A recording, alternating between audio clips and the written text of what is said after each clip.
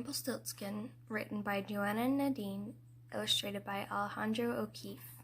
In the far-off times, there lived a poor miller and his daughter Lily. Lily was kind and clever and good, but the miller was a show-off who liked to tell tall tales. Lily was in love with the prince, but was too poor to be his wife, so the miller went to the king and boasted about his daughter. "She can spin straw into pure gold," he said. The king was delighted and summoned Lily to the castle. There he took her to a turret and showed her a bale of straw. "Spin it into gold by morning, and you may marry my son," he said. Then he locked the door. But of course Lily had no idea what to do, and stomped her foot crossly. At this sound a goblin appeared. "Give me your necklace, and I will spin the straw into gold," he said. This necklace had belonged to her mother, so she did not want to give it away. Yet she did want to marry the prince, so she agreed. The goblin was as good as his word and spun the straw into reels of gold. The king was pleased, but he was also greedy. He took Lily to another turret with 2 bales of straw. "Spin it into gold by morning, and you may marry my son," he said. Then he locked the door. Then Lily stamped her foot, and again the goblin appeared. "Give me your ring, and I will spin the straw into gold for you," he said. Lily gave him the ring, and the goblin spun the straw into reels of gold. The king smiled when he saw the gold, but it made him greedier still. He took Lily to another turret with 3 bales of straw. "Spin it into gold by morning, and you may marry my son," he said. Then he locked the door. Again Lily stamped her foot, and again the goblin appeared. "I have nothing left to give you," she said, "but I need your help." So the goblin thought and replied, "Give me your first child, and I will spin the straw into gold." Lily, who did not care much for babies, agreed, and the goblin spun the straw into reels of gold. This time the king kept his word, and Lily married the prince. Years passed, and in her happiness Lily forgot that she did not much care for babies. She and the prince had a little boy. They called him Tom. Lily also forgot her promise to the goblin, but the goblin did not forget. On Tom's first birthday, he came to the castle and said, "Give me your baby." Lily could not be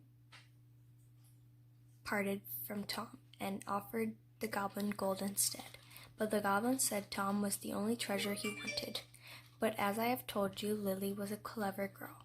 If I can guess your name, will you let me keep Tom?" she said. "I will give you 3 days," said the goblin, "but you will not win. The child will be mine." She set to work. On the first day she wrote down all the boys' names she had heard of. When the goblin came that evening, she said, "Is your name Adam?" "No," smiled the goblin, "that's not my name." "Is it Ahmed?" said Lily. "No," smiled the goblin, "that is not my name." When the goblin came that evening, she said, "Is your name Achilles?" "No," smiled the goblin, "that is not my name."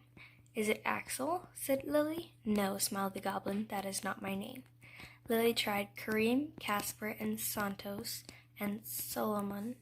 Each time the goblin said the same thing, "No, that is not my name." The 3rd day, Lily had run out of ideas, so she went for a long walk into town. She walked around the market, listening out for anyone with a different name. The only names she found in the market were ones she had already tried, like James, Jack, and Jonas. She had almost given up hope when she saw market stalls selling reels of thread. The little man was singing to himself as he stacked them in neat piles. He sang, "My name's not John, my name's not Jim, my name is Rumpelstiltskin." Lily smiled because she could see that the little man was the very same goblin who wanted to take Tom away. The goblin came that evening. She pretended not to know. "Is your name Gumboot?" she said. "No," smiled the goblin, "that is not my name." "Is it Marmalade?" asked Lily. "No," smiled the goblin, "that is not my name."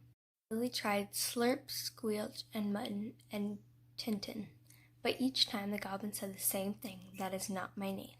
Then Lily had one last guess.